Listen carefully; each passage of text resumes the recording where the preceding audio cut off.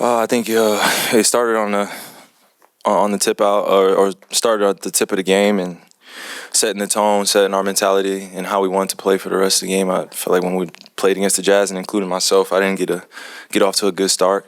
So just wanted to take it upon myself to galvanize the group and stay aggressive in those first few possessions, and really get a good feel of where my body is and where my mind is, and just live with the results. Yeah, 21 turnovers for the game, including 8 in the first quarter. What Yeah. are you doing on the defense? Just being in the right spots, following our game plan. Yeah, I know J. Kidd was happy about that. So hopefully we can continue and find that consistency in that rhythm where he doesn't have to ask us to do more than what we expect out of ourselves every single night, which is to lay it all out there, continue to support one another, and focus in on the game plan and study your homework. So. What were your thoughts on the ball movement and player movement in the offense today? Easy flow, easy to play with. We're getting up and down like that, and we're getting stops. 21 turnovers doesn't happen every single night, but when you force 21 turnovers, you got a few chances, a few more opportunities to get to the rim, get some open threes in transition, and make the game easy. So we did that tonight. A couple nights ago, you guys were giving up a lot of points off cuts. Yeah. Obviously, when you are trying to create turnovers, that's the other end of it. How do you find the strength and balance of those? Just taking healthy risk and trusting your skill set. I feel like I'm capable of getting at least 1 to 2 steals a game, and that's really just body positioning and staying aggressive and being into my man and making him do things that he doesn't feel comfortable doing. So just healthy risk, and I know J. Kidd trusts me. I know our assistants trust me to go out there, be in the right position, and take some chances on getting steals and getting some opportunities for us to get in the fast break. Speaking of rhythm, how have you been getting into your rhythm? Not only just being on the road, but just coming back. Yeah, 24 days. 24 days, man. That's a long amount of time in the NBA season to miss games, especially when I felt like I was in a great rhythm before that happened.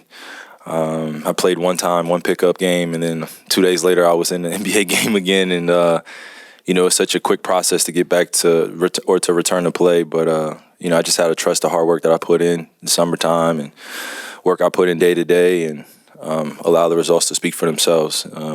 Tonight was one of those games where I felt like I had to inject myself into the rhythm, kind of force myself to get up and down, get a good sweat going, and be able to exemplify the pace that we should be playing at. And I felt like I did that. You had a lob going before? Have you had a lob going? A few times. It's a real two-guard of me. That's what I call it. When those things happen like that, I call it the selfish two-guard assist, where you want to make the right play, then the ball just finds the rim. So it's good. But I wanted him to catch it, though. Seriously. He looked at me and was like, come on, Kai. I was like, I got to make better, man. And they love making fun of my lob throwing right now, too. So it's a good conversation in the locker room. You kind of feel Derek Lively return back into that thing because bring it again. Yeah. No, we feel for him. We feel for Grant. But especially our young fella. He's been dealing kind of with the reality of the NBA season. Anything can happen.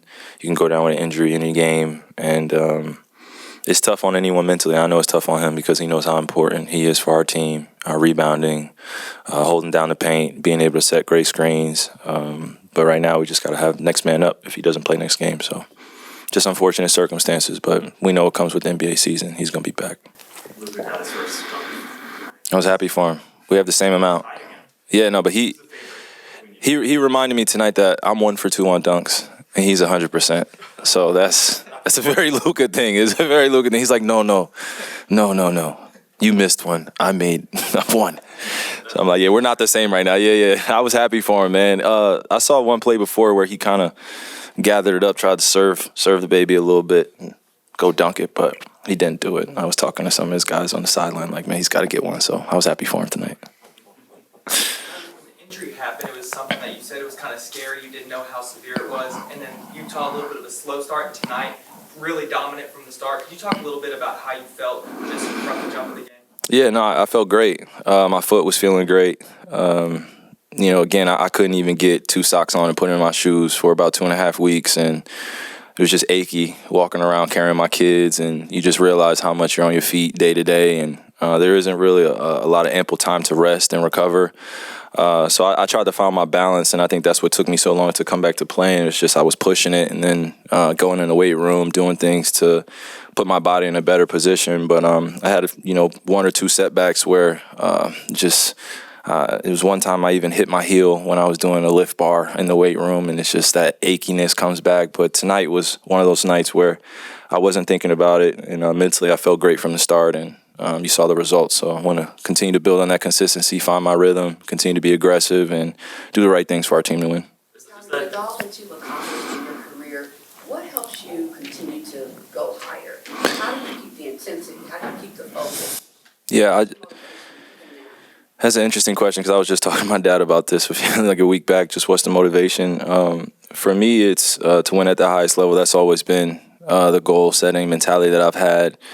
Every team I've played on, I've strived to be the best player I can be, while also helping encourage the younger players that are around me, helping exemplify some leadership, and also accepting that failure is going to be part of this business. And I can't worry about the opinions, can't worry about weeks gone by where things may not go well. It's just about staying the course, staying on the path, and being human. This basketball game is, incredibly entertaining. But yet there's so many nuances and details that go on behind the scenes to even be ready to play. So my motivation is continue to leave off the court healthy, encourage the young guys, and win at the highest level. And we know what the highest level is. I don't have to say it. I don't want to jinx our team, but what we're going after. So for me, that's what gets me up every day, and that passion that I've had since I was playing in my backyard by myself. No one else was around, counting down 5, 4, 3, 2, 1. And those are the moments I remember when I step out on the court every single time is, that space where I got to have an emotional outlet, understand how important this game is and how much impact I can have off the court, and have fun with it at the end of the day. Thank you guys. Appreciate you.